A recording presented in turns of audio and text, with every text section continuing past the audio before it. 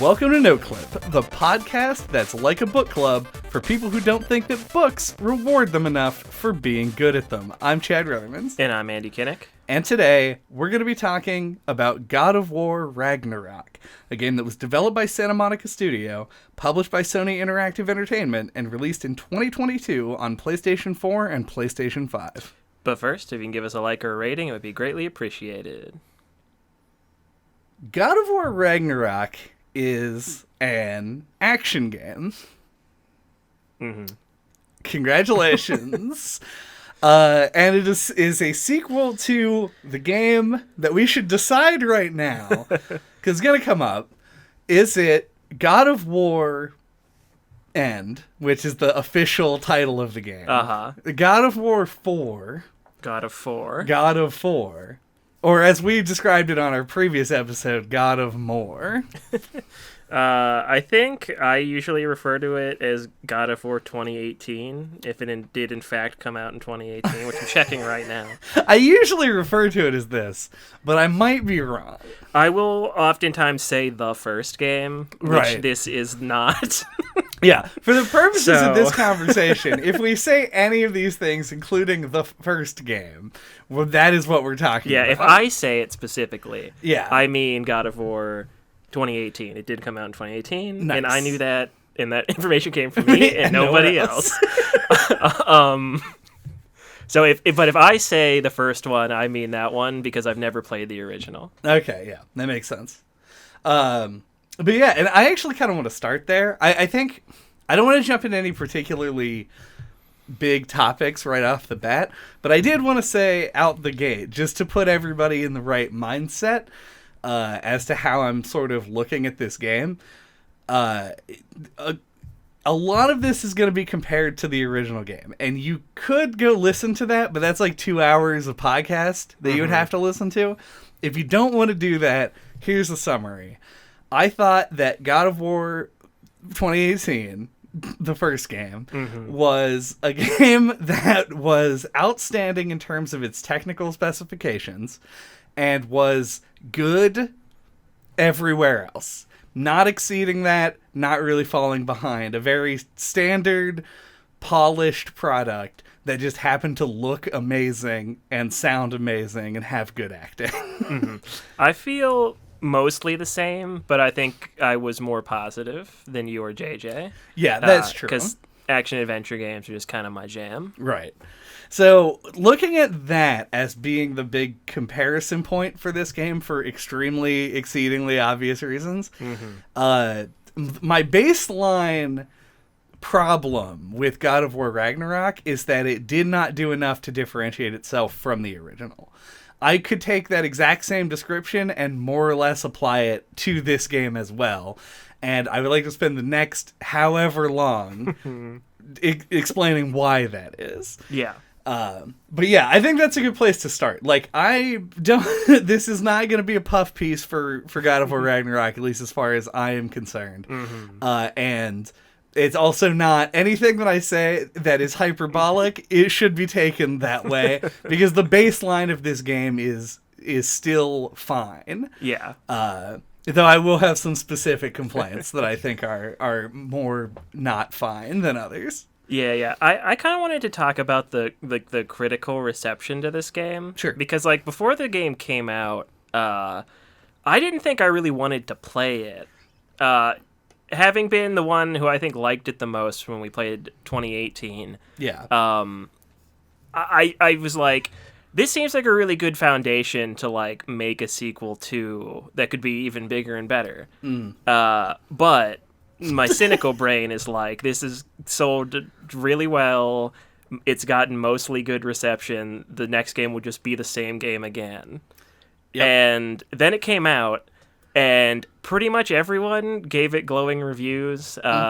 Specifically Video Game Donkey, who I disagree with his opinions sometimes, but think he has a consistent voice, and I can usually tell what I'll think of a game by what he says about it. So he made like a video that like pretty much just praised the game straight up and down, which is what sold me on it. Right. And I was like a couple hours in, and I'm like, man, this is just the same thing. It's like The Last of Us Part 2, where I can imagine the meeting where they all went in and sat down and were like, let's come up with some new gameplay ideas. And they were like, write something down on slips, put it in the hat. And everybody just wrote down, if it ain't broke, don't fix it. And put it in the hat.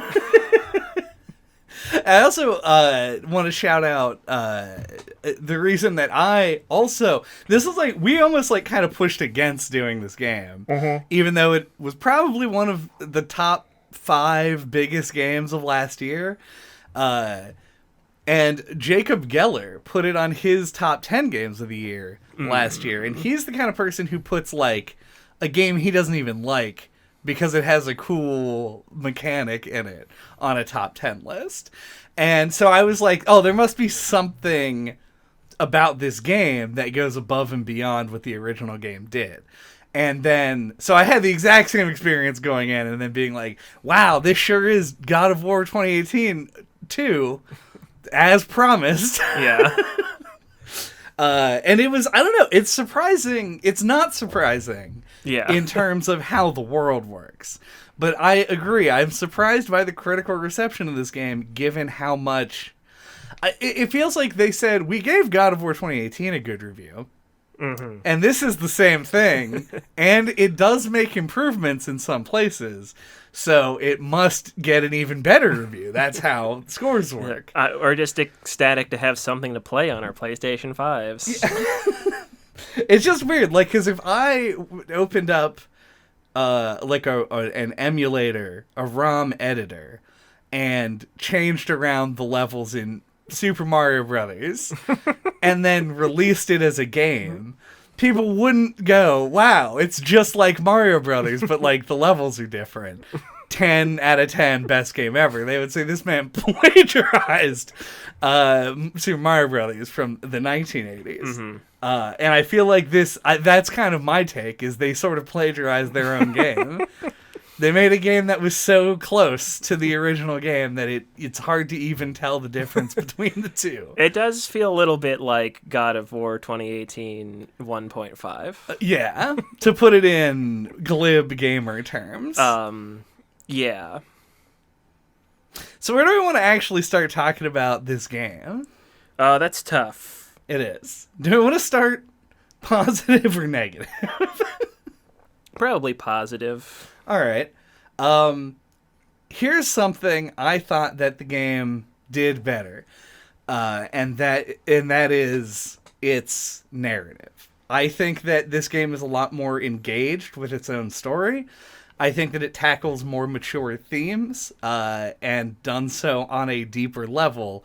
And I think that, and I hate that I'm saying this, honestly, It hurts me. I think that what they did with Atreus' character is incredible. I think that Atreus, by the end of the game, feels like he went through a character arc that was 4 times longer than Kratos' character arc in the entire first game. Yeah. Like, he is the double rainbow across the sky. There were 2 whole character arcs he went through in the time it took Kratos to do half of one.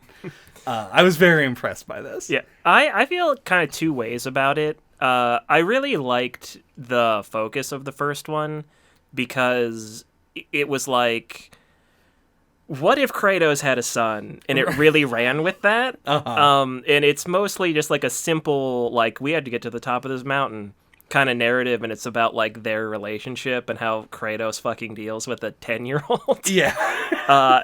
So I thought that really worked in the first one, and this one continues that. Now he's a teenager, and it's like, oh, do I treat him like an adult? Do I still do this? Do I still do that? Do I trust him? Do I not? Etc. Yeah.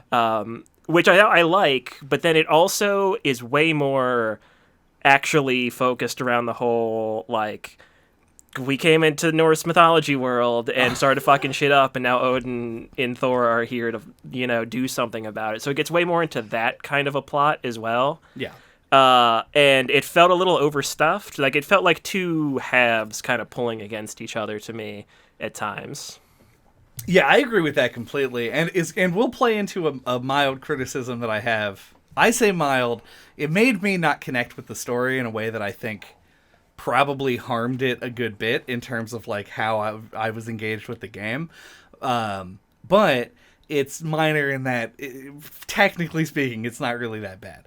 I think that I agree with you that it's definitely overstuffed. There's every element of this game is overwrought in some way or another. There's like a layer or two of stuff too much on top of every possible story beat, mechanic, fight, individual location. Like there's just something extra on all of them that makes it a little bit worse than it could be. But I think that like the overall, this one having this theme of like of especially like death and the acceptance of death. They somehow made Brock and Sindri not completely miserable to be around, which is like the feat that Xenoblade 2 couldn't accomplish with the Nopon. They took the two most annoying characters and put them at the center of this one, and they actually kind of worked. Mm-hmm. As soon as like there's a quest where like Brock joins you as a companion, I was like, oh boy. I'm Chad's excited. Gonna hate this. Yeah, I can't wait for all this great dialogue. I do think Brock's dialogue is still real bad. I feel like I liked Sindri in the first one. That mostly Brock is the annoying one. Yeah, I would agree. And he is definitely written better or toned down in this, or some combination. Yeah, I think in the first game he was written to play like an archetype. Like they just wanted him to be that. Yeah, like bad comic relief. Yeah. And then when we finally get to this game and they got to sit down and write a proper script for him, he's much less annoying. Mm-hmm. That whole thing, like that, this idea of death and how it sort of it can bring others closer together in the loss of something important. I think they do a lot of good work tying those themes together. And then everything about Asgard is written like it's a fucking Disney Marvel movie. And it frustrates the shit out of me. Because, like, it makes so much sense when you think about it. Mm-hmm. When you take one of the biggest video games of the last 5 years that everybody loves, no matter how many times I'm at a party and I'm like, well, it's okay. And I get into an argument with some guy. It turns out I'm no fun. When you go to make the sequel to that, you go, oh, what else is popular? And you pull those things in to make sure that you have a bona fide lowest common denominator hit on your hand. Yeah. The constant jokes and stuff. And I thought Odin was well written and pretty funny, but they wrote in a character who shows up when you're about to climb that wall. Oh, and I'll talk about that. Yeah. To just yell jokes at you from off screen. Mm-hmm. Like why? Why does that character exist? I think probably focus groups said like just climbing this wall is boring. Well, they were right. But we'll talk about that later. So yeah, those are my two minds. Mm-hmm. The Venn diagram is both thought the narrative was pretty good. Mm-hmm. Both agree that it was a little bit overwrought with a bunch of stuff. I'm opposed to the Disney writing. That's my own little bubble over here. Yeah, it didn't bother me too much, but I get it. I will say the best joke in the whole game had no words, which is just where Odin turns around to talk to someone, and they're just on the other side of him, and he didn't realize it, and he just has the animation on his face as he turns back around. Extremely good. Very funny. Loved it. The least funny joke in the game? All the jokes that dude yelled at you while you climbing the wall. I guess, do we want to keep talking about the story, or do we want to shift gears? I mean, I think so. I think if there's more to say, putting it sort of here is probably good, because this is where a lot of my positive stuff probably comes from. I guess one thing I thought was cool is, like, I don't know a lot about Norse mythology, but I do know some stuff, and I thought it was, like, really cool how there were some payoffs to stuff from the first one in this one, where, like, my favorite thing was in the first one thing I do know about Norse mythology is, like, Loki gives birth to the world serpent. Uh-huh. And in the first one, whenever you first meet Jormungandr, Mimir remarks on how, like, he recognizes Atreus, which is like foreshadowing. And then in this one, you give a snake or a like giant soul, Right. in like I don't remember her name, but she's like a big Angraboda. Angraboda's house. Oh, it's her like her grandma or whatever. Her grandma's house. And then it like slithers away, and then later on she makes a remark about how he's like still growing, and it's like, oh, okay, they're setting it up like cuz like the Norse mythology thing is like cyclical, so like Loki creates Jormungandr now in the timeline, and then by the time it loops back around, he'll be giant, blah, blah, blah. Right. Thought that was really cool, and it was done subtly, and I got to feel real smart for picking up on it. The game never, as far as I could tell, never directly addresses it. So if you had not mentioned that to me, I literally would have glossed over all of that, forgotten it instantly, Yeah. and then never thought about it again. So it is cool, but it is something where you just kind of have to know the story to actually put that together. But yeah, I like that kind of approach. Like, don't dumb down your writing for everyone. Yeah. So I appreciated that. Well, I think that's fair if you wanted to do this the way they did it. It's fine. You cannot set it up and then try and give it a payoff later without explaining it, because you need resources outside of the text to understand it, I guess. And my argument for this, and the reason that I bring it up, is because I was walking through the woods one day in God of War Ragnarok, not in real life, and my traveling companion Freya was like, "Oh, they're like the Wolfenwatts that we fought in Gomgard," and I was like, "Oh, okay," dead instantly, because she was pointing out some kind of thing that like exuded a poison instant death mist, and describing it to something that happened in the first game.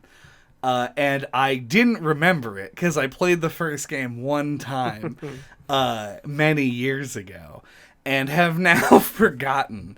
And I feel like they do that multiple times where they'll call back to the first game and I just will not know what they're talking about even though I played it. Yeah. Like Freya's boar. Yeah. You confirmed with me that was in fact a thing that happened that I just forgot about. Yeah.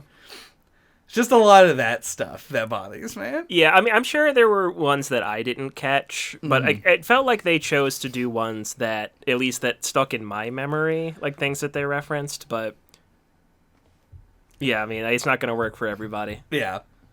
I found that to be weird. But I do think the Norse mythology stuff is good. I don't know anything about... I mean, I was going to say North mythology. North mythology. Or North mythology, or any mythology for that matter. Yeah. So I'm definitely not the person to go to for these kind of references. Yeah. Yeah, I just think it's cool also, like, the interpretation. Like, you brought up Marvel, Disney, and one thing I thought was really cool about, like, the portrayal of Asgard is, like, how different it's usually depicted. It's just, like, wooden cabins. Yeah. You know, it's like, I think the wall looks super cool too. It's just like this giant stone thing. Very imposing. With all these pythons in it. Like, yeah, it doesn't look like pristine, like how you would expect it to look. I like the effort that went into like making the unique depictions of all the characters. Like Odin, I think it's such a bold choice. He's kind of like a mafia boss. Yeah. Like when he first showed up, I'm like, oh, that's what Odin looks like. But then like the scene goes on for a minute and I'm like, oh, I really like this. Yeah. Yeah. It's like a bold choice that I think really works. Yeah. And like Thor is big and imposing. I like how all of them are so tall. Like they're like a full 2 feet taller than Kratos. Right. Which makes them extra like imposing. Yeah, I think the very few of the gods that you end up fighting in the game are Kratos or smaller sized. Mm-hmm. Like Heimdall is close, and a lot of the time that you see Heimdall, like a regular sized human. Yeah, but a lot of the time he'll be up on that thing. Yeah, it's like the tiger thing. Yeah, that he hangs out with and is good friends with, and so it always gives them this sense of being above everything else. It's a good detail. Mm-hmm. And everything else, honestly, about the Asgard sections, I thought Like, I don't really like playing as Atreus, personally, but as you'll find out soon, I don't really like playing as anybody. But...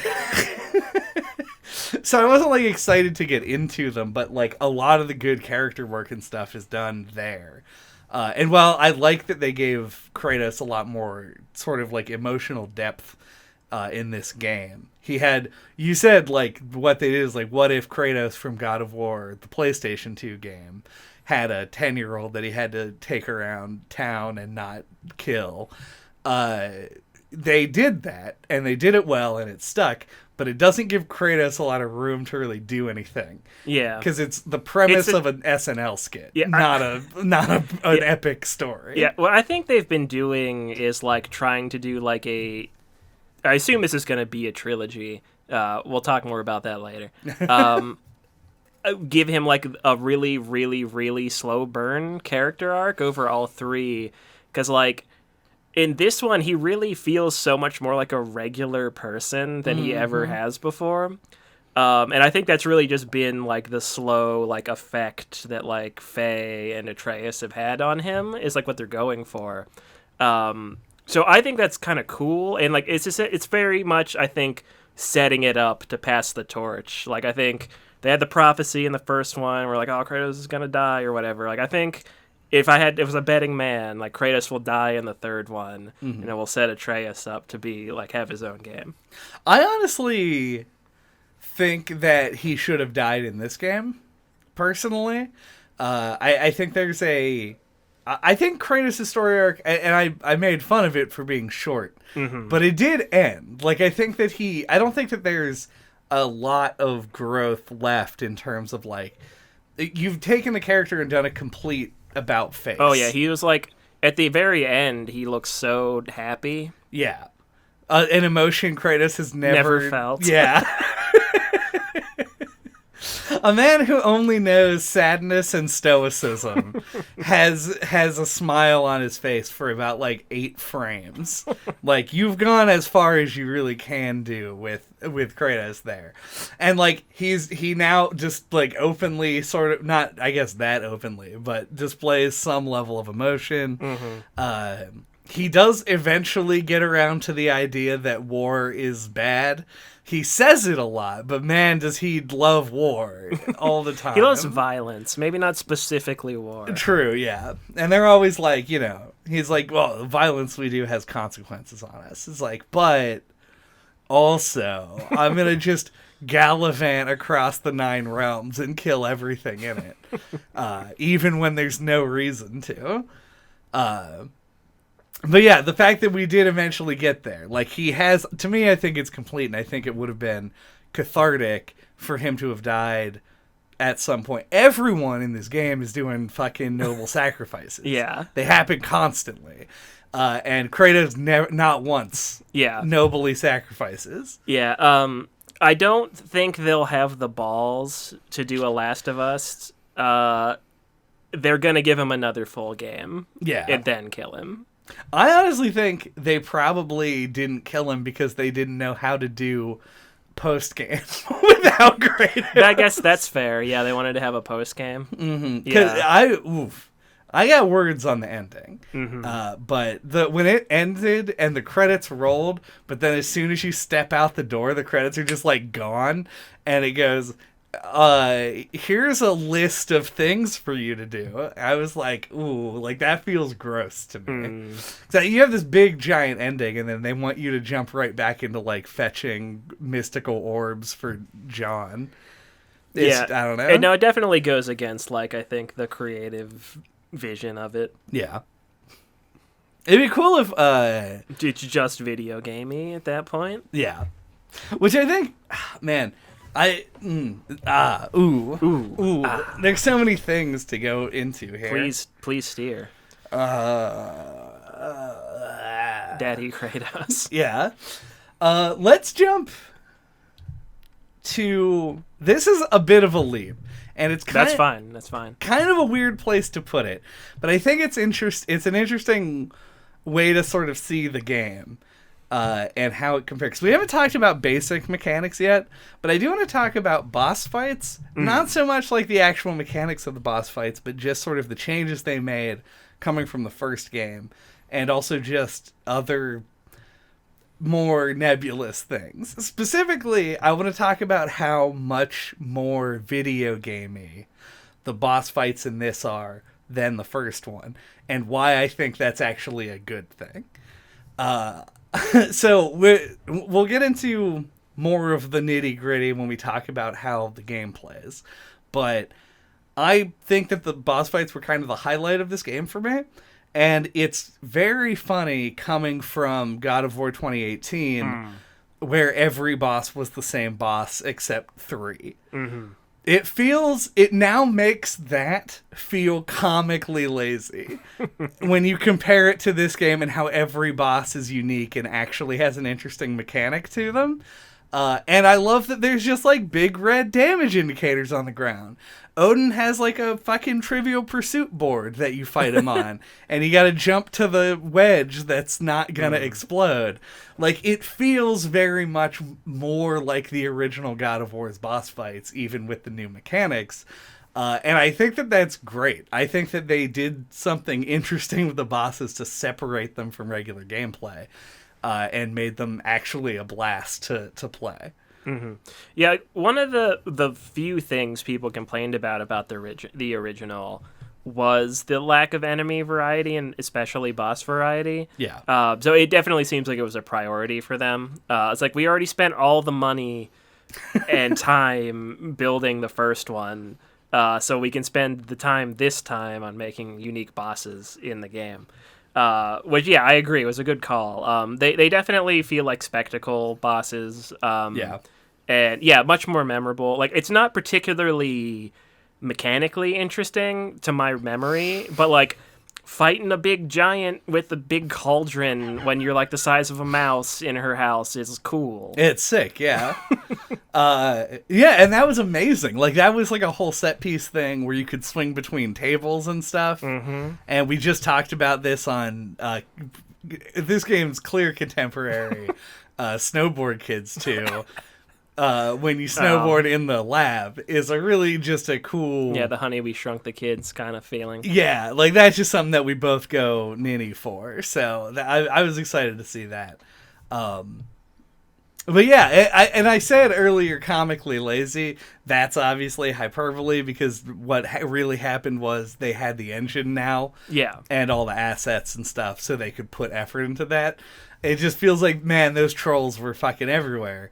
And there's even a troll at the beginning of this game. Mm-hmm. And I said, man, it looks like they listened to our fucking podcast because you just hit it with a train and it dies. And you're like... Kratos cuts its head off, I think. Yeah. And so you're like, oh shit. Like, they were like, haha, you thought we were going to fight more trolls. Just kidding. Mm-hmm. We're done with trolls. Trolls are over. Yeah. And I was like, that's great. That's a good little self-referential thing. And then they went on to do a bunch more boss fights that were much more interesting. So I think that is another place where there's like a marked improvement over the last one. Mm-hmm. Regular enemy variety as well, sorta, but it's like... It's definitely better. It is definitely better, but it is not... It's not even the variety, I think. Honestly, I think it's just better, and we can leave it at that. Yeah. There are some enemies that I think should have been cut. Yeah. But we'll talk about that in a bit. Mm-hmm. Yeah, so do you want to talk about combat, then? Yeah, we can do that. So we'll talk about it right now. So I guess the note that I have, the thing that stood out to me is... I feel like it's just one of those things where you get in your own head and you're like so sure that certain things are true. It's like on the first game, I remember thinking like, oh, you don't get the Blades of Chaos till like halfway plus through the game. Mm-hmm. And once I got them, I felt like I'd never used them because it really felt like the game was designed for you to be using the axe and like fighting things more like one-on-one. Yeah. And I was like, oh yeah, like that's definitely like what happened in my own head.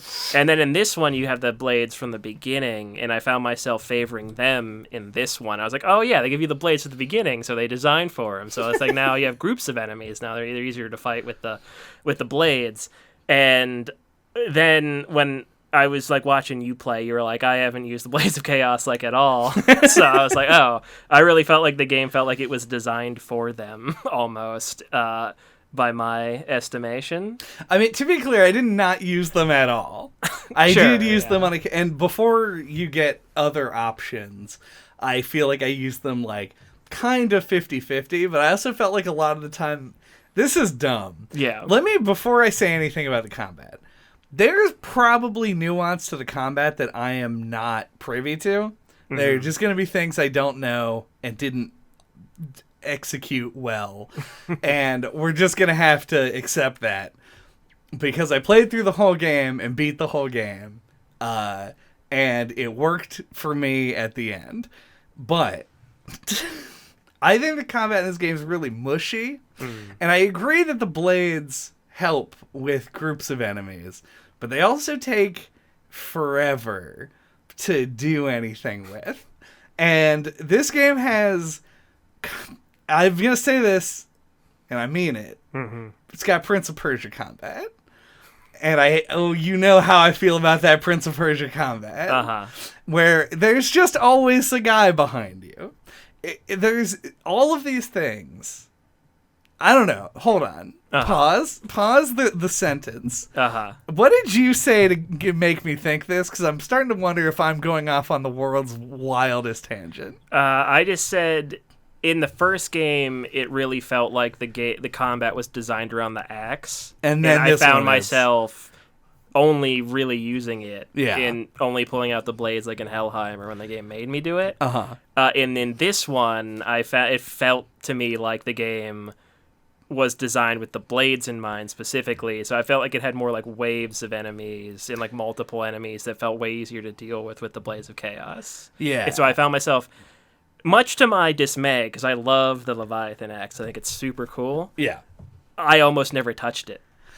Yeah, I agree with that assumption, actually. I just do prefer the Leviathan axe and did still use it. Yeah.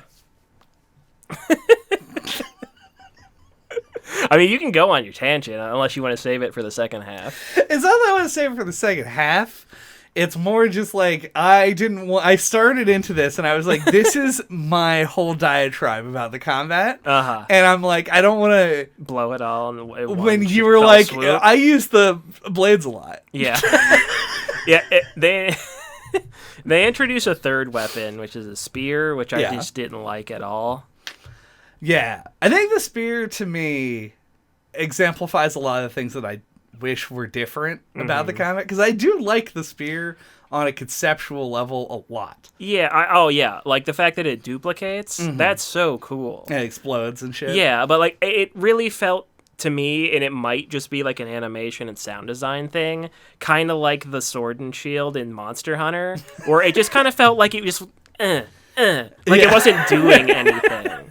Like, you're just kind of poking the enemies. Yeah, they just used all of Kratos' same dialogue from the first game and stuff, and sort of YouTube pooped it into this whole game. But because they fired the guy who voiced Kratos or whatever. This is a lie, by the way. It's not a joke. It's a joke I'm telling. And so they were like, snare drum, everyone laughs. We got this new weapon. How are we going to voice it? And they brought in like the scrawniest nerd they could find to poke at something with a big heavy spear. And so Kratos is like, it's so tough. I'm getting old. Now, I agree. It has more of a like paper shearing sort of sound effect to the attacks. Yeah, it's kind of weird. It doesn't feel as like heavy as the other ones. Yeah, it's like, and I almost wish you would have gotten it earlier in the game, because I feel like it could be used for puzzle design and stuff. Yeah, man, you could tell that me and Santa Monica Studios were not on the same page when they gave me the spear and they did the tutorializing of the like glowing hole in the wall, and they were like, they're gonna see that and they're gonna think back to all the places in the world that they saw those, and we're like, what do I use for that?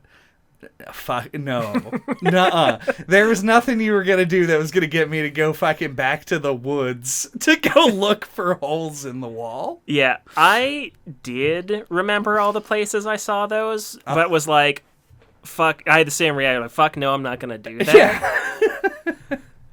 It's like not a bad idea. No. But you didn't design your game Exactly, for this. It's yeah. not a Metroidvania. Exactly. Do we want to transition to another topic of conversation again? Sure, it would be like a messy first half, and then we'll half. pick it up and clean everything out in a second. This is one of my big things, is in the first game, we talked about the Lake of the Nine. Yeah. And how it's kind of like a hub area. And me, known lover of hub areas, was like, it's pretty good. Like, I like sailing around it. Yeah. And the water level lowers and reveals new stuff. It's pretty cool. And I feel like, I don't want to put words in your mouth, but I feel like JJ wasn't really hot on it. And I feel like you were definitely less enthusiastic than I was. Correct, yeah. But like, this game, I think, really highlights how valuable it was. Because, like, you take that out, and you're just warping everywhere. Like, it really makes the world feel like a series of corridors. And like that relating to the Metroid design or the Metroidvania design thing. Yeah, like if the game were like easier to get around and like, you know, like designed for you to go back to places more conveniently, I probably would have gone back and thrown the spirit stuff. But it's like it's laid out in such a way that like you can't even like get a mental map of like where things are, and you know it's just not designed for that kind of thing, and like that's probably my least favorite thing about the game is I think like they've clearly put shit tons of money into this. Like you're kind of in awe of how expensive it looks and like how nice and polished certain parts of it are, but like I feel like they did not put a ton of time into just like the way Kratos feels to move around, like traversal and like world design, I think are lacking. Because like Kratos feels really stiff, I think, to run around. And yeah, and like that's just like, I don't know, chicken or the egg, I don't know which one. But like, and I feel like that just kind of leads to like, just like, you just run down a corridor and you hit stuff with a weapon. Yeah. And that's exactly what it is. Like you like get on the fucking horse and buggy. What is a sled? Sled and the sled dogs, yeah. And you get on and you go around the frozen Lake of Nine, which looks fucking great. That's pretty cool. It's sick. To have that in there, but now it's all frozen over. Yeah, did you free the big jellyfish thing? Yeah. And it like flies around and looks fucking cool amazing. Stuff, yeah. Looks great. That was in the desert though, wasn't it? It is, yeah. So you have this like big exciting fucking world to look at. And I think the developers were like, yeah, look at this big fucking exciting world. Let's make it an open world game. And when they say open world game, what they mean is you go to a point of interest, you get off of the sled, and then you walk down a corridor. Mm-hmm. And you just repeat this over and over again. There's not like an element of exploration. It's like, this is like when people say that, oh, you know, Dark Souls 2's world design was kind of like a hub and spoke world design, as opposed to an open world like in Dark Souls 1. So it's like fine, it's just a different thing. But they didn't design it like it was an open world, and God of War did. It's a hub and spoke, and they were like, but they made it seem like it was the thing you would want to go back to any of the places. Yeah, and I think it works in the first one a lot better because it is a hub with spokes. In this one, it's like disconnected, like there's a couple of different, like more open areas, but most of it's just corridors. Yeah. It's a big rooms game in disguise. It's a big rooms in disguise. I agree. And they're disguised as an open world game. Yeah. And for me, and I might just be like nitpicky asshole, they put like a bad foot forward for me because like early, like one of the first things you do is Atreus is turned into a bear. Yeah. You have to go like track him down, which is a cool like story thing. Mm-hmm. But like you're tracking him and like the blood trail and the footprints will like go off the corridor, and you're like, oh, like it really like highlights how like on a track you are when it's like the path you're tracking like goes off of it and kind of like creates this illusion that there's more, but you can't go to it. You're just within these walls. Yeah. The fucking Animaniacs run into a cardboard sheet painted to look like an avenue. Kind of. That's essentially what happens all the time in this game because there are very clear paths, And we are the discoverers of the eldritch truth of the color yellow. Right. And this game has the rune walls. Yeah, little rune walls to show you everywhere that you need to go. So you never get lost. No. But also you can never have any fun exploring. Yeah. You just go down the same the joy path. of exploring is just like, oh, could I have gone left instead of right? What joy. Yeah. And also, let's be honest, you never went right. You always go left Yeah, first. yeah, left-hand rule, obviously. No, and the mask sections when you're playing as Atreus. Oh, yeah. Why do you have to equip the mask? It literally does nothing. It points in the way of game design. It's a compass that says level design where it's supposed to say north. And you just point it and go, oh, it's the corridor I was going down. Mm-hmm. Like, it's such a... I get the importance of having the mask as, like, the central MacGuffin to Odin's whole scheme. But you gotta do something about it to make it obvious without forcing the player to douse around with it. Because there's no need for it. The levels aren't set up in a way that you wouldn't know where to go. You just go forward. Yeah, I think the idea was like, because like whenever you're with Thrud, yeah, there are parts where you keep hitting dead ends, and like I think that was kind of like the idea, like you keep following it, and then like you'll run into a dead end, and like you have to rely on it. Like I think that was what they wanted, but you're right. Like you just play the game and and then there's parts where they make you take it out. Like it's pretty clunky. Yeah, it's very strange. And actually something that relates to both that and also just the failure to design this as an open world game element of it. Mm-hmm. The compass that's in, not the fictional compass I just came up with, but the compass that sits at the top of your screen and tells you where your objectives are. You know, it's like got a little icon on it. So Man, I don't even remember that. Maybe did you turn it off? I think I did. You're a classic. Let's turn it off. It honestly that would have been fine. Yeah. Because this game it tries to show the relative position of your objective as opposed to the absolute position, so that it kind of shows you if you need to like turn to one side or the other. So like if you're here and your objective is straight north of you, but you have to go through several corridors to get there, it'll be like, go right, then go left, and then et cetera until you get there. And it's impossible to read because it just jumps around all the time. Like, whatever algorithm makes it actually point in the correct direction is fucked up somehow. And so your objective just spends all of its time on the right side of the compass. And then occasionally it like ping pongs to one side or the other. It's like impossible to follow. Yeah, definitely. I think this game like has options come up at the beginning. I must have turned that off immediately. Yeah. I do want to shout out, while we're still on the positive part of the podcast, kind of, that the game does have a ton of accessibility options, and just general options, like stuff like that. And it's probably the most accessible game I've ever played in terms of like the options it provides if you have any sort of disability. So big ups for that. Yeah, the industry's definitely moving towards that as a more common thing. It is. But you do see a lot of big budget games not doing it. True. It takes a lot of time. Yeah. So good on them for it, I gotta say. You have to hire specific people. Like, not everybody knows how to design for color blindness. Oh, yeah. Or regular blindness. Or can't even imagine. a white person. Or a black person.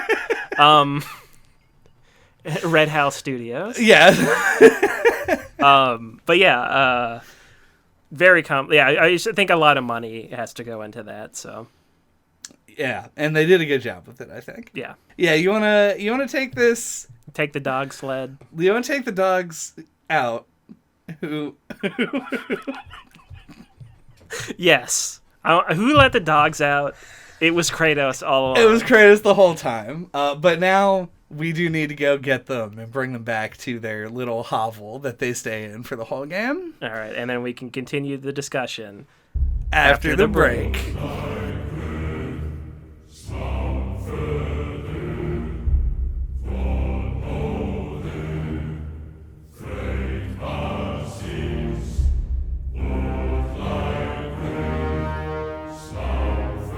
Welcome back. I think the most pressing thing, and if you stuck with us through that first half of the podcast, that was a little bit wild. The payoff to the whole bit in the middle. I want to talk about the combat in the game. Broad strokes, and then we can dial in if we want to. If you play the original God of War, the fourth God of War, that is an original. 2018. The 2018 God of War. Then you know exactly how this game plays for the most part. It has a few wrinkles. There are a few things that I'm pretty sure were there, but don't specifically remember. And I'll probably be glossing over those largely. Things like runic attacks and spirit summons and shit. They all exist here. And they just are super moves, so they don't make that much of an impact. I am curious a bit. The game uses the same stat system that the first game uses, where you have strength, defense, luck, runic, vitality, and cooldown. So I am curious if there is a way to, like, make a build. But everything I ever played in this game, with any combination of anything, felt exactly the same. I have no fucking idea what my stats were really doing. So there's that, I guess. Yeah, if you're a big God of War nerd and want to really dig into stuff like this, I can recommend Joseph Anderson's video on the first game, because he talks about the combat, breaks it down to a degree that I think is comical. But it's a good video. As is his want. Yes, as is his want. But basically, like, the big takeaway from it, like, in my eyes, was just like, the only thing that really matters is gear level. It doesn't matter what it makes your stats. If the gear is level 6, it will just be better than the level 5 gear. It's one of those kind of games. Yeah. And it doesn't feel like it while you're playing, or like you don't realize that's the case unless you know. Then it seems kind of obvious. Yeah, because it gives you all of these little fiddly things. We've already broken away from talking about combat generally, but this is a thing. We'll get back. Yeah, this is a thing I want to hit anyway. I hate crafting. I think everyone knows this at this point. It's not a surprise. This game puts 100 fiddly layers of bullshit on top of its really basic-ass combat system that not only don't need to be there, but make the game demonstrably worse in several ways. First of all, you ever open a chest in this game? At any point were you excited to find out what was in that chest? No, but I think my problems with it are different than yours. Okay. I like a good crafting system. They do get shoved into everything nowadays, and I don't like that. But I like collectibles in games. I think crafting systems are a good place to dump those. Sure. My problem with it, I think, is just there's too many things to craft and too many materials. Yeah, you have no idea. Like, when you pick it up, you don't know. Like, when it's like leather, whatever. Yeah. You're like, I don't know what that's for. I don't know what a shattered rune allows me to make. I'm sure it'll let me make something. Right. So it's like this whole thing where you have an idea in your head of, like, picking up this material will in some way aid me, but I don't really know in what specific way. And to me, that makes it feel like trash, like garbage that just clutters your inventory and means nothing to you. And so I was unexcited to open any chest because I knew what was in the chest was going to be some shit I didn't understand or care to understand. Because as you described before, all that really matters is gear level. Yeah, it's not the kind of game where you have to, like, manage it. Well, Like, that's true. Good, like, crafting systems, I think, are in games when you have to, like, where you're like motivated and like want to keep track of what you're picking up. Like you said, I don't like the things cluttering up my inventory, and I'm like, I don't know if I ever looked through my inventory. I take your point, yeah, but like, it's just not that kind of game, right? Yeah, and I mean, I do think it would be better probably without the crafting system. I think like upgrading the weapons feels good. Sure, but those are specific crafting items Yeah. that you get for completing like major events. Yeah, but you shouldn't like upgrading the armor feels pointless. Yeah. Take that out. Get rid of it. Don't need it. Yeah.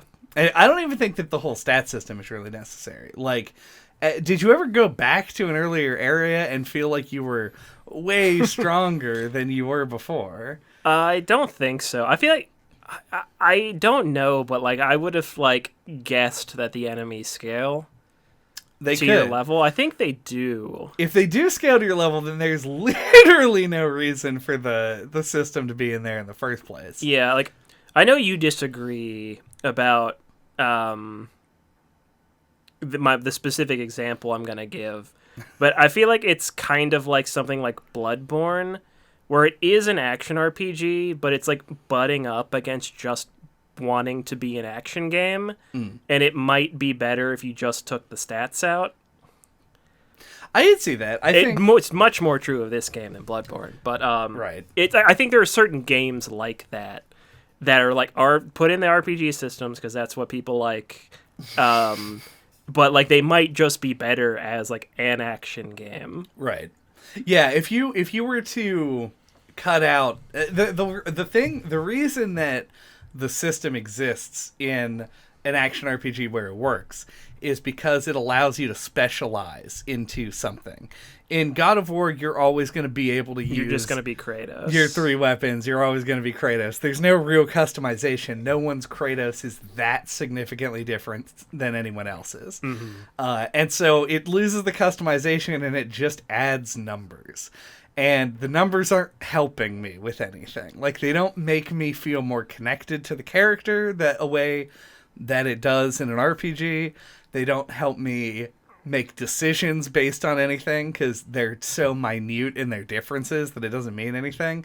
And then it takes whole fucking side quests and turns them into a number that means nothing to me, that I can find out later if it's going to be helpful. You know what would have been cool? What would have been cool? Is if it had like a affinity type system like Xenoblade, where like Kratos gets different ability options based on whether or not you like take Atreus or Freya with you. Like they have like a point in the middle of the game where you can choose between the and two. then you can like it affects the way the characters level up, like who you pair with who. Yeah. Something like that would be pretty cool. That would kind of justify the narrative and character, or the narrative and RPG stuff. Exists. You tie them together. Yeah. In a cool way. And this also leads into something far away from combat that I don't want to get into. But put a pin in it. We'll talk about it. Put a pin in Freya and Atreus. Mm-hmm. And we'll Atreus.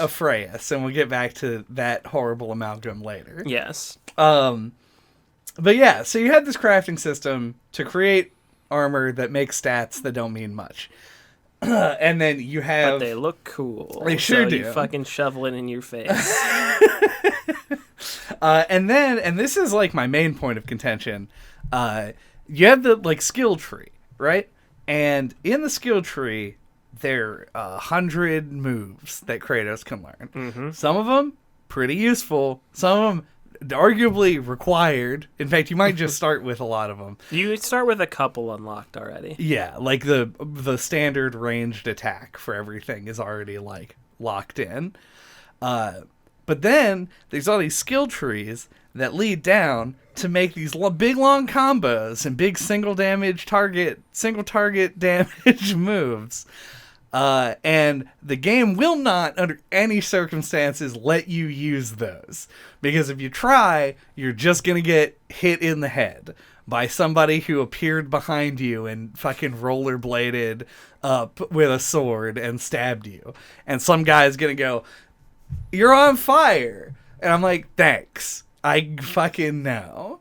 And it bugs the shit out of me. I feel like The game wants you to give an absolute ass beating to one guy or a small group of people directly in front of you. And then enemies, Prince of Persia, teleport behind you at all times. And you just have to keep rolling around on the ground to avoid being hit. Mm-hmm. And it makes the combat feel like I'm not in control of anything. I'm constantly reacting. I can't make decisions that are offensive. I have to be defensive and get in attacks where I can. Which is a kind of game that exists, and I like it. Mm-hmm. This isn't that kind, but you've now put a character action game character in it and said coexist with these systems, and Kratos just fucking fails to do this. Mm-hmm. And I don't know, it bugs me. It makes the most of the combat encounters feel trial and error. Like, you have to learn how many people there are, where they're coming from, what they're gonna do. Sometimes enemies that you found before will do totally different things depending on where you find them. Mm-hmm. There was a guy on the ground who exploded for no reason when I approached him.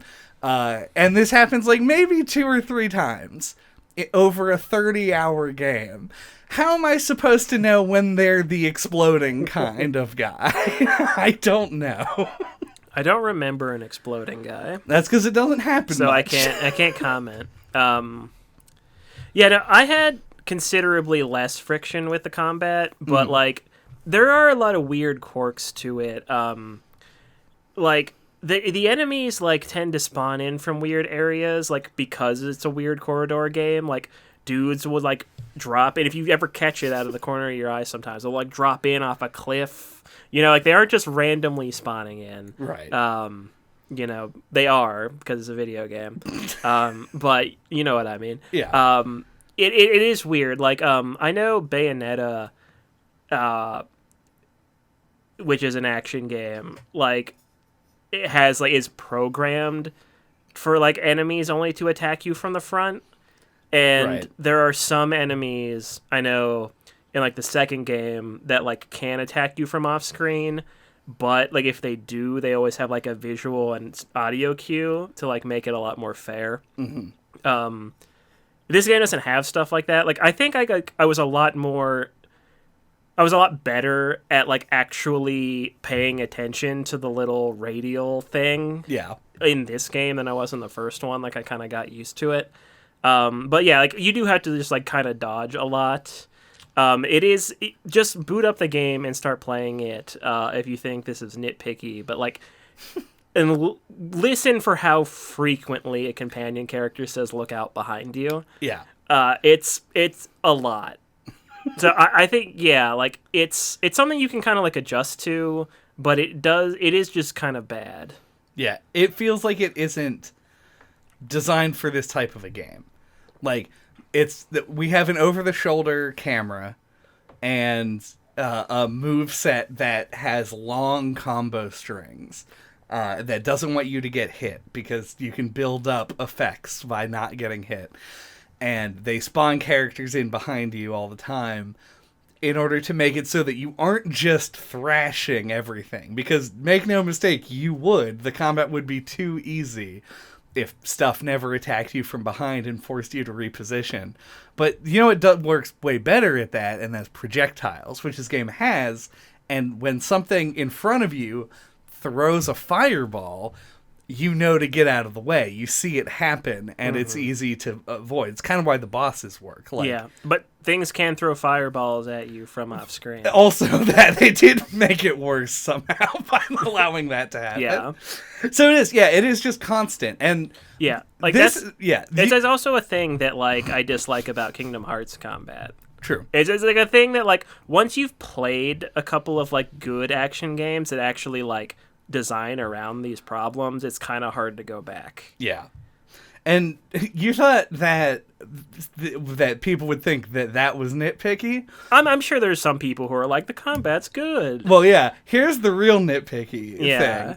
My favorite defensive option in this game is the parry. I think that it's very satisfying to do. I think I talked about this in the first one as well, like when you get the big shield punch Oh, yeah. And it, like, slows everything down and, Like the Captain America. Yeah, it's fucking great. Yeah. It's super satisfying to do. And the parry does that in this game. Like, you get that The good... screen shake. Screen shake, time stop, whatever. It's super good. Yeah, time dilation. It's amazing. Yeah. But there are two indicators. There's people can do attacks, but you have to watch their animations for. Very quickly, you will just stop watching animations for anything. You just interrupt people with other attacks. So those attacks never even really play in.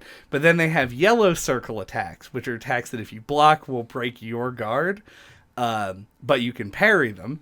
And red attacks that you can't block or parry, you just have to dodge out of the way. By itself, that's fine. It's a classic system. Classic system. The arrows behind you, this is the nitpicky stuff, Yeah. are yellow and red to determine how soon. Like how close they are. Yeah. That's what it's supposed to be. Yeah, like when they're going to attack. In my brain, I've just associated yellow with parry and red with dodge. And so when I see the yellow arrow, I don't get out of the way. But you really have to, because you don't even know what attack they're doing. The yellow-red doesn't correlate to the unblockable / parryable attacks. It's just when they're attacking you. So I ended up resorting to, a lot of the time, just mashing the roll button over and over again to get out of the way. Yeah, I was kind of the opposite, where, like, I really didn't parry anything. Like, I just dodged everything. So, like, any circle, regardless of color, I would just dodge. Yeah. And I was like, I did pay attention to the colors of the arrows. But, like, I replayed the beginning of the game to capture footage yesterday, because I forgot to do it when I played this in January.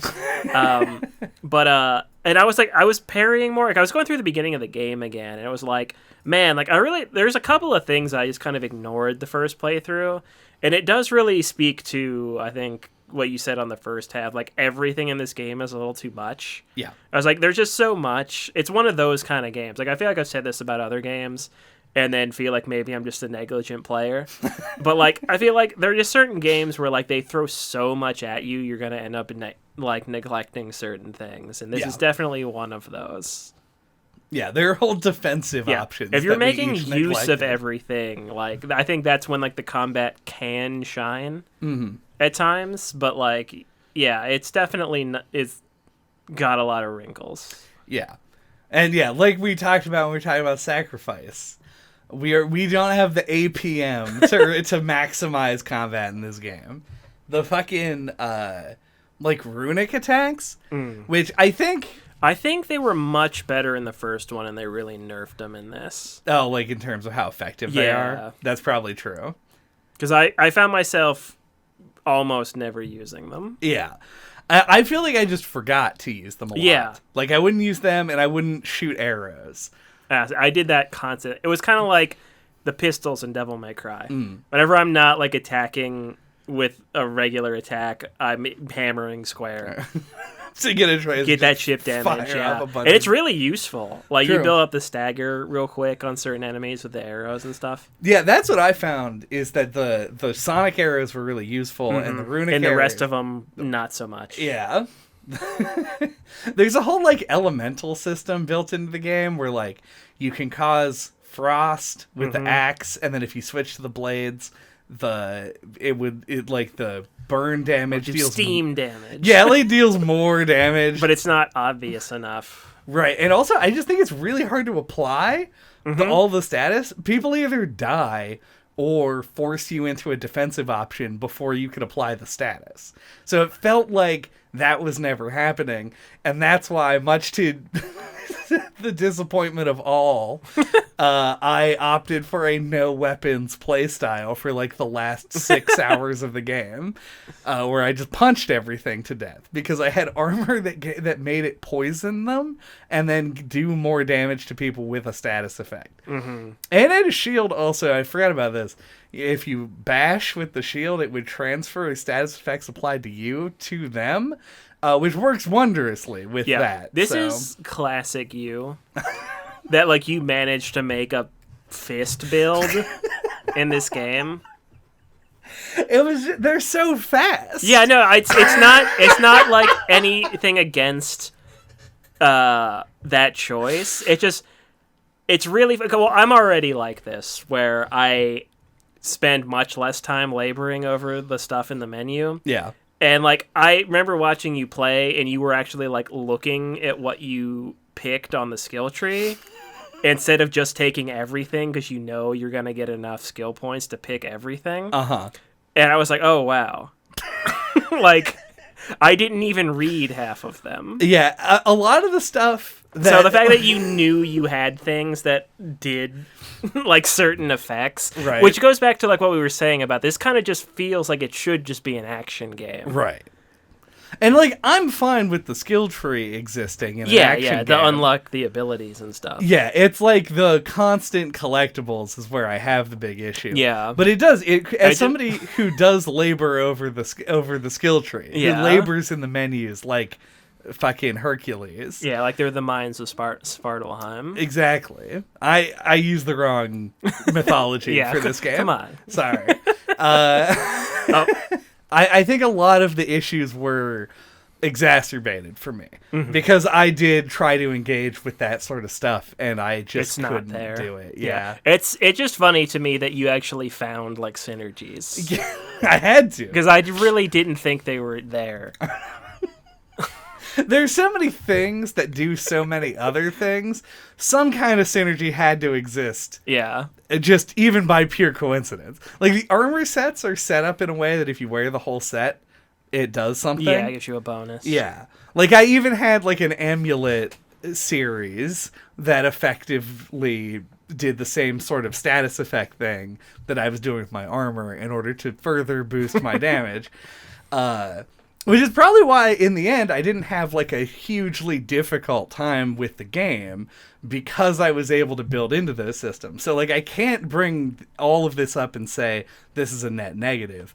I just think that the experience of getting there was the opposite of smooth. Mm-hmm. It was the rocky road ice cream of getting to a build that was fun, and the game doesn't even want you to think about the idea of a build. Yeah. You have to go one way or the other, and they tried to go both. Yeah. So 100%. Yeah. Man, I got some other stuff, I'm sure. About the combat or just about the game? Probably both, but I think just about the game. I think we can probably move on. Yeah. We got my shit out of the way, I think, for the most part. I think capstone on the combat conversation. Sure. The combat's really difficult to read, and it makes it not extremely fun to do. But I think that there are parts of the game that really work with the systems they have in place, and I think that, like, combat with few enemies or with one giant enemy work pretty well. And I think that if they do go forward with this series, like have a third game, they will. And when they will, obviously. I think that is something they should think about and lean into. Like, porting the system again is not going to create a game that is a fun time for anyone. Like, we've seen it, so it's not going to be novel anymore. And people are going to start to pick up on these little flaws that amass into a kind of messy, janky system. So yeah, that's that. Mm-hmm. You want to talk about climbing that big wall? Yeah, sure. So this is like, I feel like this is going to be a classic dividing line. No. Because that's one of my favorite parts of the game. Oh, I can't believe you. Yeah, my favorite parts of this game, I think, are the set pieces. Uh-huh. And I think just, like, the spectacle of, like, starting out far away from the wall, going all the way to it, and then climbing to the top of it, and, like, being able to, like, turn around and, like, look at the landscape. Like, I know, like, you're just climbing the wall. Like, I know all the criticisms of the thing, and, like, I kind of agree with them, but they don't really bother me, et cetera, et cetera. It's been talked about. Just, like, the set piece nature of just climbing a huge, the fucking wall around Asgard. Yeah. I thought was really cool and one of the most memorable parts of the game. I will give you that it's memorable. Yeah. I do also want to say that I was trying to think about things I remembered from the first game, and climbing out of the witch's abode was one of those things. And I will say I didn't remember it because of it being a real fun time. Like, I agree, like, the dumb comic relief blonde guy character who I thought was going to be Odin in disguise and isn't, is dumb. And I actually think it would have been better if they wouldn't have put combat encounters on the wall. They just let you climb it. It's not perfect, but I just thought it was cool. I liked the narration of Atreus talking to the bird. Yeah. I thought that was good. I like that And then you get to the top, and then Heimdall's there, etc. Yeah, a lot of that stuff's really good. It's like a little tiny 3-act play. You start there, you climb, and then you get to the confrontation at the top. You start with the comic relief. Yeah, and then you have you go back down into the city at the end. Yeah. No, it's good. It's good as a play, as a structure. I just think I complain. I mean, my one line that I had in my head about this section was, I'm glad that they have a capstone on the climbing mechanics, the one element of the game that you literally cannot get better at, and be like, haha, that's my joke, moving on.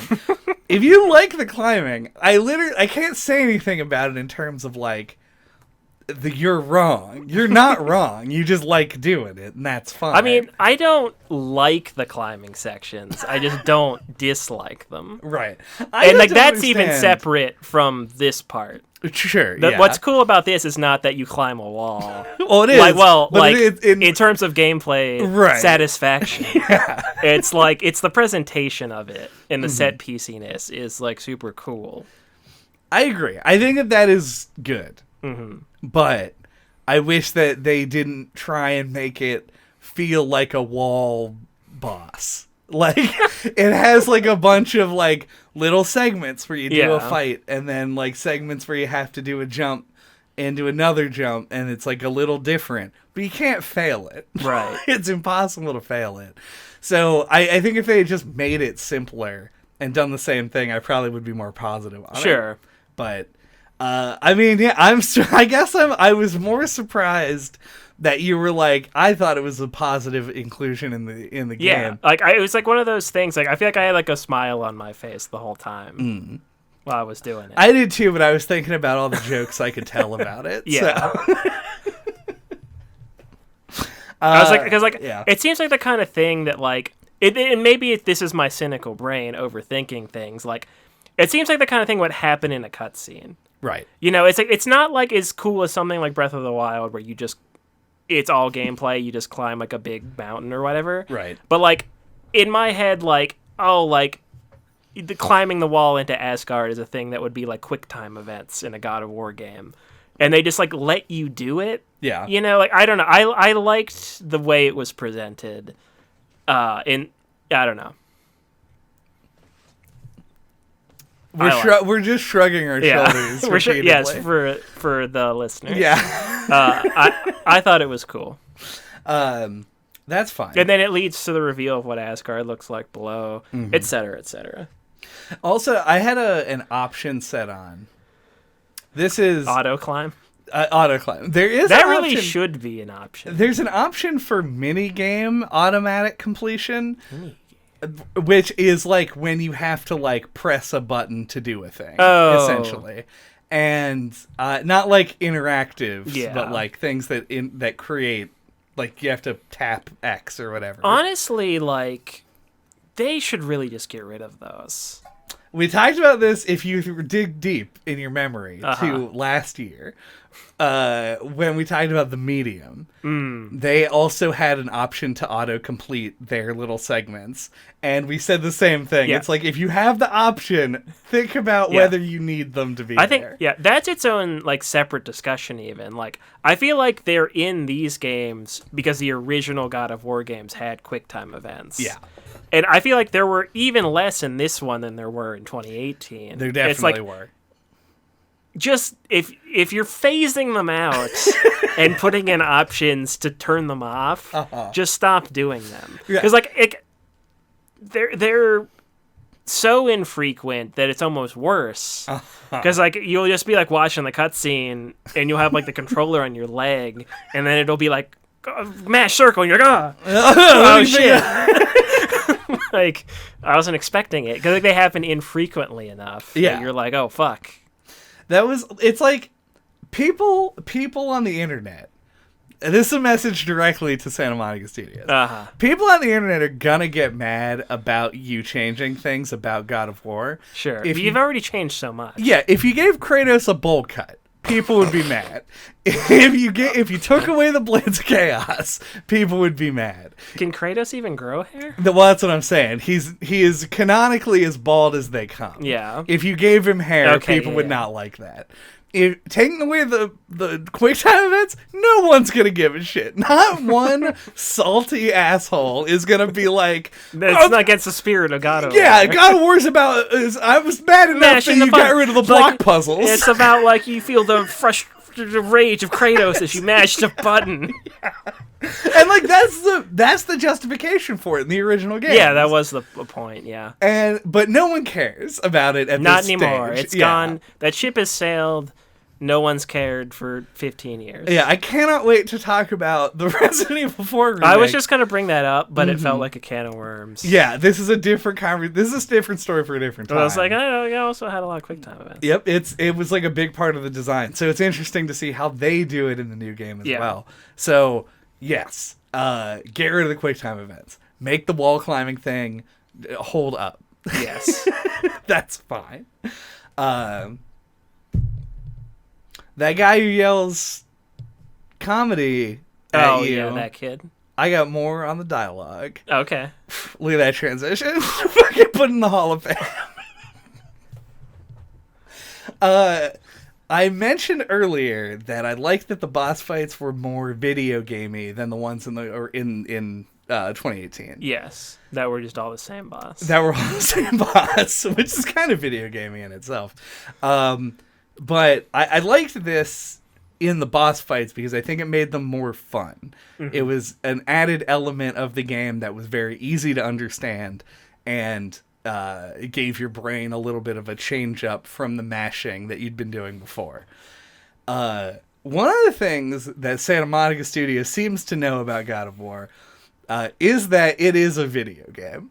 And they love to talk about it all the time in God of War Ragnarok. Uh-huh. There is a sequence where you free Tyr, and then you take him back, and then y'all go to the elf planet. Alfheim. Which is, I guess, not a planet, technically. Yeah, the realm. The realm, yeah. I mean, it might as well be a different planet. It's kind of the same thing. The Nords invented science fiction, as we all know. Kinda. A little bit. Anyway. Yeah, and like 100 times during that level, somebody was like, man, your dad likes to pick up loot, huh? Oh, yeah, they do that joke a lot. It's the kind of thing that's kind of funny the first time. Yeah. I was like, haha. Well, and that's another thing, like, I know, like, shout out Matthew Matosis, talked about in the first game, like, to lean into the theme of, like, because the first one is more, like, focused on, like, Kratos is a dad. Yeah. Kratos' day out with his son. And it would be, like, cool if he emulated your behaviors as the player. And, like, one of the things is like, if you break pots all the time, have Atreus start doing that, too. Right. And it's, like, maybe a lot of people made comments like that, and like then they put in like a little joke about that, like, oh, like let's comment on like how the player's gonna play the game. It kind of felt like that, but then yeah, they do that like fucking 10 times. Yeah, it like I would, and like I probably more than 10 times. Yeah, like I kind of like a lot sympathize though, because like man, they put in so much effort with all the dialogue. Oh yeah, like you play like. It's kind of wild. I didn't even like really think about this until like I was reflecting on the game. I feel like 10 years ago, you would have been like, oh man, I played this game for 60 hours and I never heard a repeat line of dialogue. This game, like, I feel like you could play this game for like 200 hours and you would still not have retired all the dialogue. Like, they went above and beyond. Yeah. With like making all the characters feel like real people that always had things to say that fucking related to what you were doing. It's kind of crazy. Yeah, and honestly, the effort goes in, and I can spin this even further, and we can talk about a whole other thing. Yeah. Because it's like, the voice lines that you're going to hear repeated are like combat callouts, which aren't going to bother you because you need to have that repetition to know what each sound means. You want the consistency. Exactly. Yeah. But like, you like just get on a boat and start going around, and they'll just crack off a story. Like, Mimir is still one of the better characters in this game. Maybe the best character. Yeah, because he's just an endless wealth of content. He is the best character. We like Mimir because he's basically a podcaster. He's the smartest man alive. And the smartest man alive, which we also both are. He's like your guy on the inside. He's always telling you all the stuff. He's like the guy on your backside. He's like the guy on your backside, yes, literally. He is the guy on your backside. But he's like your guy on the inside. Yeah. Right. I like all of these things. Yes. But, because the game, we mentioned, fails as an open world concept. But the side quests in this game are incredibly dense. There's a lot to them. They're well written, yeah. They're well written. There's dialogue and unlockables and all kinds of shit hidden behind them. It's kind of a design approach I like, where it feels like they approached the side quests like they were main content. Yeah. But then made them not mandatory. Yeah. Before there was a time crunch on me finishing this game, yes, I did a lot of them. Mm-hmm. And yeah, you'll wane the further in you go. Yeah. And as I got closer to the end of the game, I didn't do many of them, and I really wish... I mean, I'm glad I didn't, because, like, when I reflect on that time that I spent on those side quests, I shouldn't have done them. A lot of them didn't really reward me with anything that I particularly liked or wanted. Yeah, like... But they're so interesting. Yeah, that's the... I think that's legitimately, like, supposed to be the reward. Right. It's the narrative content. Well, yeah, I completed a sequence in which I, like, got 2 parts of a key, and I took that to a door... Mm-hmm. As you do with keys. Yes. And unlocked it and found out some stuff about Sigrun, I think. Sigrun, I think? Yeah. Seagram's... It's Sigrun. Seagrun's ginger ale. Yeah.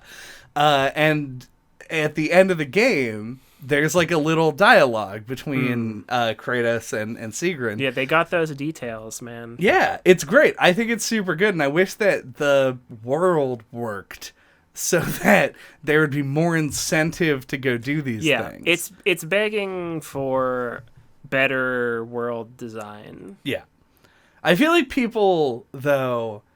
This is... Because we're aliens from another planet. True, but, like, come on, man. The corridors... They're not fun to go down. Come on. Anyway, we're aliens from another planet. Well, that's what I'm saying. Like, I guarantee you that most people who bought and played this game, like... to the end, like who are committed enough to play the game all the way to the credits, probably did a huge number of side quests just because of the way they're laid out. Yeah. It's really well done, but it's just done in a way that makes you not want to do them. Yeah, also. We've definitely, like, these games do make me think about, like, the unique perspective we have, and even more so for, like, game reviewers. Like, if I was just playing this for fun, and I wasn't playing fucking, 15 to 20 games a year? Yeah. If you're just talking about the main episodes. Yeah, like, I feel like I would have done most things in the game and enjoyed it more. Right. If this was, like, one of, like, 5 games I was playing in a year. Right. The flaws definitely stand out more when you've played, like 20 things like it in the past couple of years.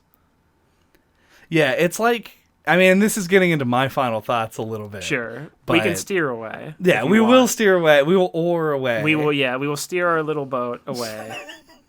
But I will say, like, it is something that's like, this game, to a lot of people, this kind of stuff would actually feel a lot more unique, I think. Yeah. I think this game definitely wows a lot of people. Yeah. Even today, when the idea of, like, a game wowing you seems a lot less... almost like a impossible. Common thing. Yeah.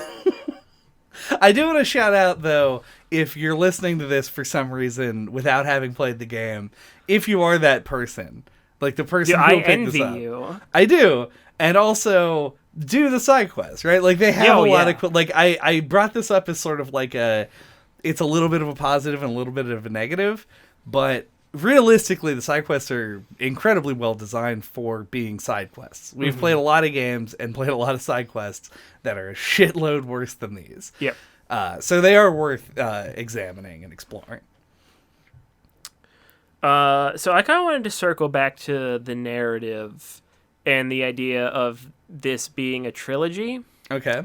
So I feel like I assume it's gonna be a trilogy. I think a lot of people did, and I feel like this game kind of blew its load because Ragnarok happens and ends in this game. Odin, Thor, and Heimdall all get killed. Yep. Like it feels so weird. Like the first one, you just dealt with Baldur really and Freya. It felt like it was taking it slow. You know, like Odin and Thor are teased, and in that game, it's like the opposite problem where it feels weird that they don't show up. Right. And then in this one, it feels like everything that they wanted to do in the trilogy happens in this game. Yep. It's like, what do they even do with the third one? You know, like what's gonna happen? Yeah, I'll Creak, circle back. creak, chair. Like I liked the narrative of the game. I enjoyed fighting Thor and Odin and stuff. Yeah. You know, like I don't have like a problem with it. Like it was cool, especially after the first one, like to like feel more God of War themed and fight gods and stuff. But like, where do you go?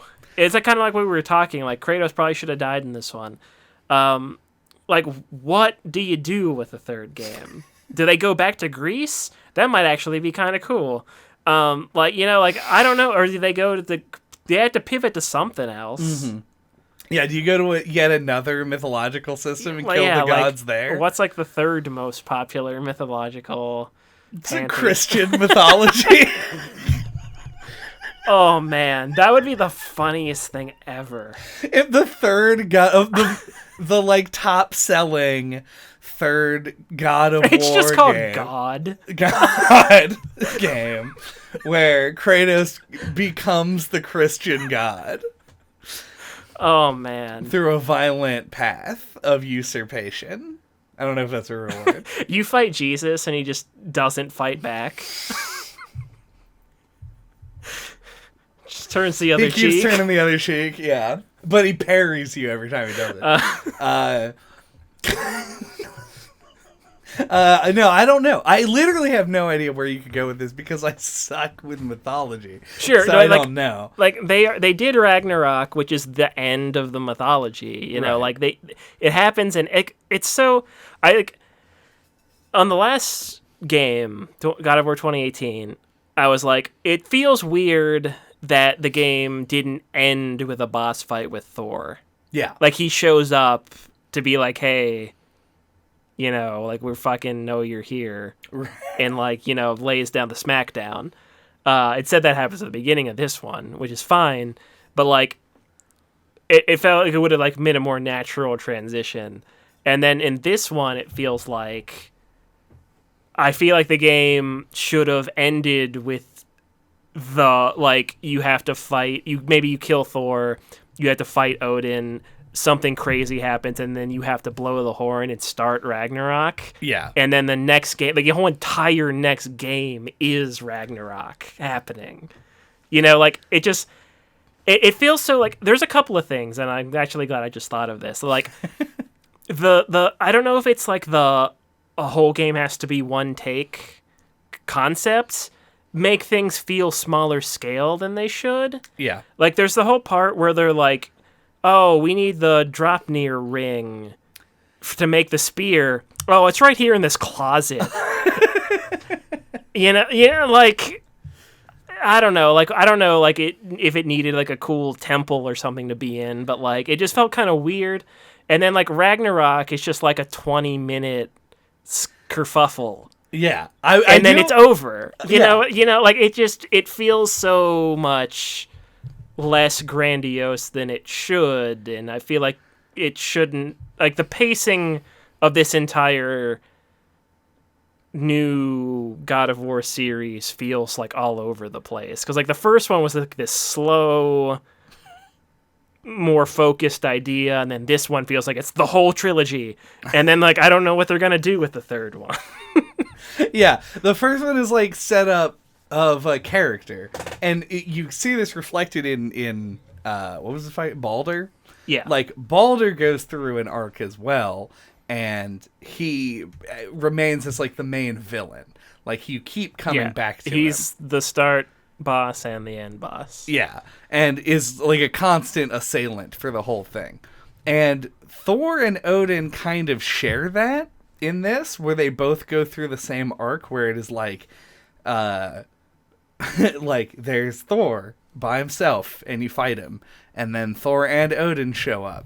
And then there are periods where you interact with each of them, or both of them simultaneously.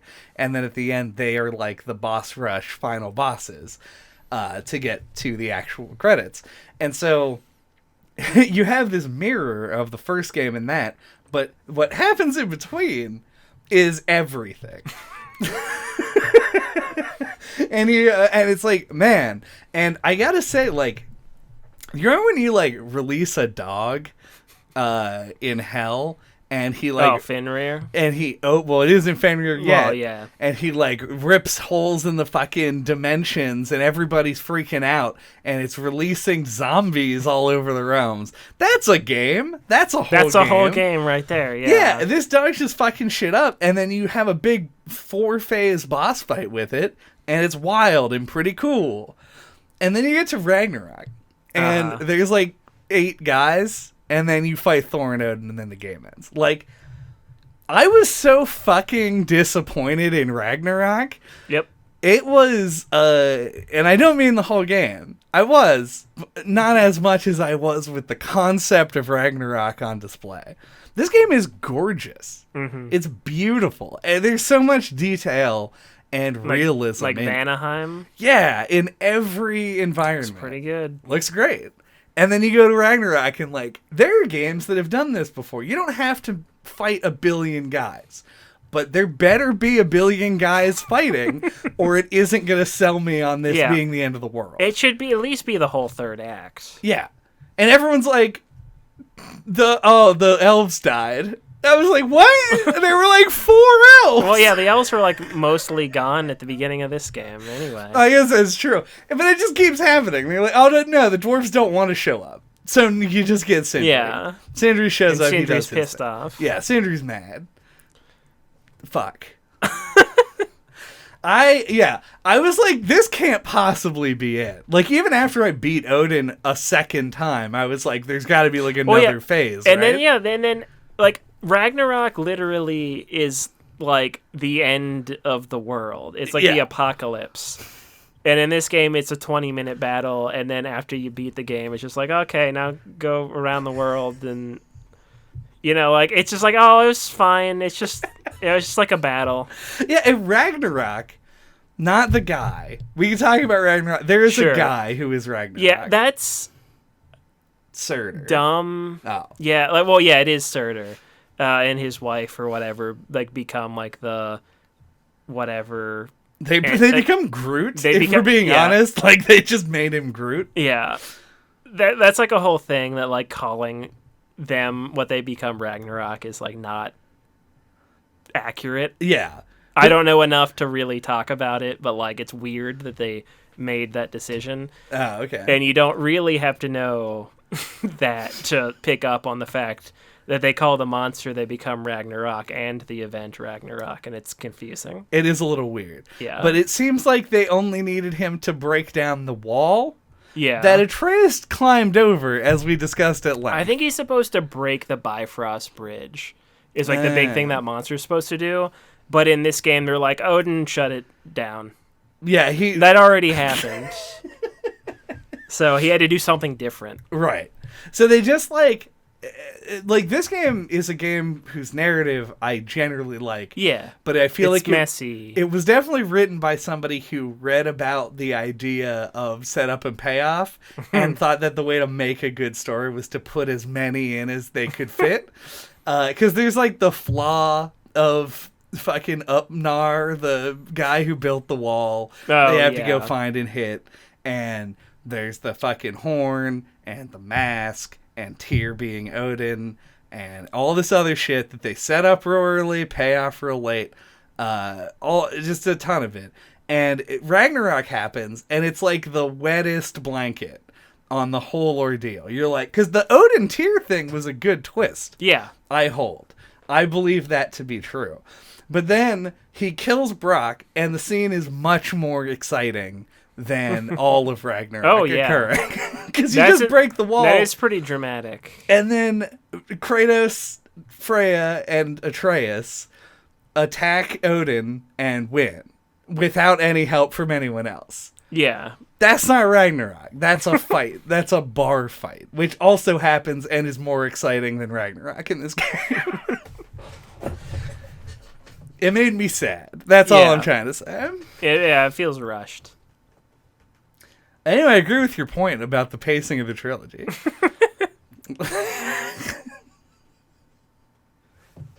I guess the only other thing is, and this might be a fruitless thing to even bring up, but like earlier, I definitely said Freydis. Oh, and I said to pin. Atreus and Freya as companions, and you said to pin that. Yeah. Would Do you like me to unpin? What you were gonna say? I do, yeah. And I'm glad that you brought that up, because what I forgot was not what I was going to talk about, but that I said I was going to talk about it. My problem that I have is that Freya is a very powerful character in lore. Mm-hmm. And not just a powerful character, but like a good character in the game, who I enjoyed traveling with and doing her stuff, because it felt like, I mean, my biggest issue with her whole arc is that she definitely is that meme of the real angry dog that then is smiling in the next one. Sure. Right after you kill Nidhogg. Like, you free her from her binds, and she's like before, she's like, I can never forgive you. I won't ever talk to my brother again. It's almost comical. Yeah. At the beginning of the game, where she shows up to fight you, like very beginning. Yeah. And you're like, is this happened every day since the last game? They just always get their head on like a swivel. There's like a fucking mini series of like every day Freya attacks them. Oh man. Okay, I'm once again talking directly to Santa Monica Studios. Team Studios. Rocket. They show up every episode. Can we get a God of War 1.5 like over the top down? Make it wacky. It's over the top down tower defense, like 16-bit game. You just defend the cabin. You defend the cabin against Freya for like 600 days in the events between God of War and God of War Ragnarok. That would be amazing.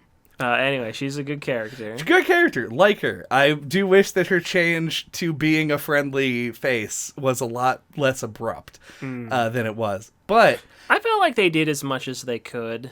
True. She isn't a main character. In the amount of time they had to make her turn, I felt like it felt more natural than other things I've seen. A high bar. Yeah. It's hard. It's really hard to do a turn of a character without taking like fucking 5 seasons of a TV show. Yeah. Like, or it'll seem too abrupt. Like, even like really good ones, you can kind of be like, well, I didn't really feel natural to me. Or maybe this is just me, but I think that's really hard to do well. It does seem like it would be tough. Yeah. But yeah, regardless, she's a good character. She's well written, well acted. And I like her. Yeah. I don't like that mechanically she is Atreus. To the point where Atreus leaves at the end of the game, and the game doesn't care at all. Yeah, it just goes, Freya. Yeah, it's like you can just continue with Freya, and she'll do literally all the same stuff. It made, like you mentioned before, and what made me bring it up, having the ability to choose between the two of them and have them have different, like Atreus is, as far as I can tell, has a different skill tree, but other than occasionally pressing the square button, there's not really a difference between having them. And I wish that there was more of one. It would make Atreus' leaving feel more impactful to the player. Yeah. No, I don't disagree. It does feel a little underdeveloped. Yeah, I mean, it's certainly, like, design wise, the easier thing to do, just to give him a similar skill set. Yeah. But, yeah, no, it would be nice if there was a bigger difference, but it feels like it's something they added, like, as a cherry on top, rather than, like, a thing they really wanted to do with the game. Yeah, that's probably true. Well, on that note about her, do we have Freya thoughts? My Freya thoughts. Yeah, this one's tough. I feel like I felt like an apologist of God of War 2018 on the episode we did. And like, I think it's because you really don't like, this game feels like it's following in the tradition of like action adventure games as like kind of started in the PS2 era. You know, like it kind of feels like it's not like open world. It's not like like designed in the way modern games are. It's kind of like a, you know, like a big RuneScape. It's like a big room. Like it's got like a little like hub and, you know, like spoke kind of design and stuff. It's like, and I like that kind of thing. Like, I feel like there's more room for it. Like, you don't really get games like that anymore.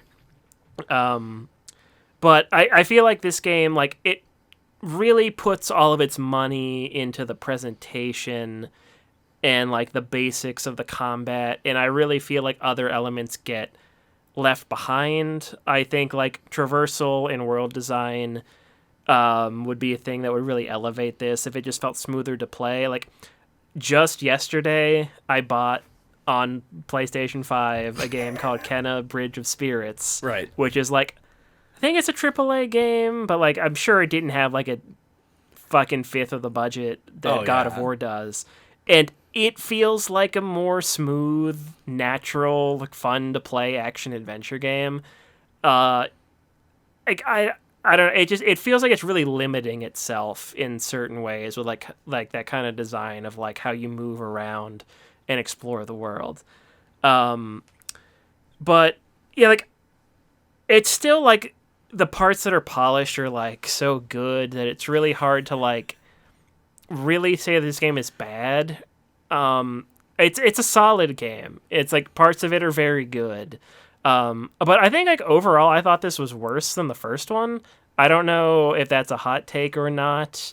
But I kind of liked the more focused, like Kratos and his son thing. Mm-hmm. And the fact that it was taking it slow and you only really fought Baldur. This one, it felt kind of like Whiplash. It's like, oh man, now we're just going to do the whole trilogy in one game. Yeah, like it just feels very messy. And it's kind of what I expected, but yeah, I just feel like the public opinion seemed so high on it when it came out. So yeah, it was a weird one. If we rated the games, I think I would really struggle to rate this one because I feel like, but this was good, but that was bad. But this was good, but that was bad. It's like one of those kind of games where I feel like you're torn in 1,000 directions, and that's kind of like AAA games now. Like, they're so expensive, and they're just like can be just like wild disparities in quality between different parts of them. So, because like hundreds of people have to work on them to put them out in 4 years. So, yeah, I guess those are my all over the place thoughts. And also, there's a squirrel voiced by Q from Star Trek. That's an unadulterated positive. Yeah. Yeah, no, I agree with it, especially at the end there. Like, that's a very salient point about this. It's like, this feels more of a mess because of where it's coming from. Like, there are great things in this game, and they're scattered in a sea of decisions that nobody really could have had that much authorial intent over. Like, yes, this game had writers, and yes, this game had programmers and developers. They had a whole combat design team based on what they showed me in the credits. But with that much going on, it's so hard to get something that is like consistent in any way. And yeah, shit, that's just a problem with games like this. God of War Ragnarok was going to be a hit, whether it was good or bad. Like, there's nothing really that could have stopped it from happening, thanks to the success of the previous one and the fact that Sony pumped a marketing budget the size of like an oil company into making sure everyone knew that this game was coming out. So there really isn't like, I don't want to rally against like the design by committee idea, because I don't know exactly what happened with this game, but it does feel like they used a lot of the ideas from the first game and other ideas from other places and just piled them up in a big heap and sold it to me. And it really did not hit home. I think this is a game that has a lot of good stuff in it, and isn't really a bad game by most metrics. Yet, I didn't really have any fun with it, and I wouldn't recommend it to anybody. But everyone who's going to play it has already bought it and played it, and half of them think it's the best game ever made. So it's a weird dichotomy. It's a hard place to exist in the how do you pick apart what God of War Ragnarok is. This was our attempt. If there's some nuance to this game that we are missing, please let me know. Because it does feel like there are things here that I 1,000% overlooked because there's just too much going on. And so there you go. God of War Ragnarok gets a do not recommend it from me. I think if you're an average person, you'll like it. Yeah, that's probably true. Yeah. If you've played a lot of games, you might be. Yeah, I'm not gonna much more critical. I'm saying, if somebody said, "Chad, do you recommend God of War Ragnarok?" I would say flatly no, and I will not elaborate. I see. When I make recommendations, it's weighed very heavily by who I'm recommending it to. Yeah, that's true. But like, I would probably try and steer anyone away from this game. I very much would not. This would be an interesting conversation to have, but we are at the end of the podcast. Yes. So, thank you for listening to No Clip this week. What are we talking about next time? Next time, we're going to be talking about Neon White, a game that actually has some original ideas.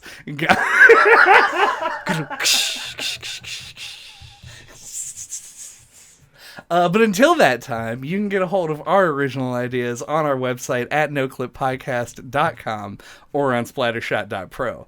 That one we did steal. And from there you can find our email address, a link to our Discord channel, and you can check out our old episodes, including probably most prominently the one on God of War 2018. But we've done we talked about Devil May Cry, Bayonetta, lots of sort of character action games, if that's what you're into.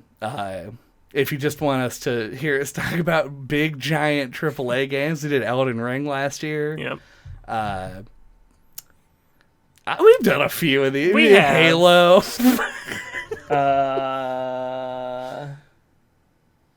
Prey. If you want to hear us dump I'm just looking on at game, a list yeah. of games to the side of me. Oh yeah, Prey. I don't know. Prey's just a good, cool game and a pretty decent episode. So check that one out. See you later. If I can ring all 3 bells in quick succession to get an Iden apple. Look out behind you. Look out behind you. Oh yeah, the number one thing you should check out is Kratos punching a wolf in the balls. Yeah, the best glitch I found while playing God of War. Yeah. Or whatever.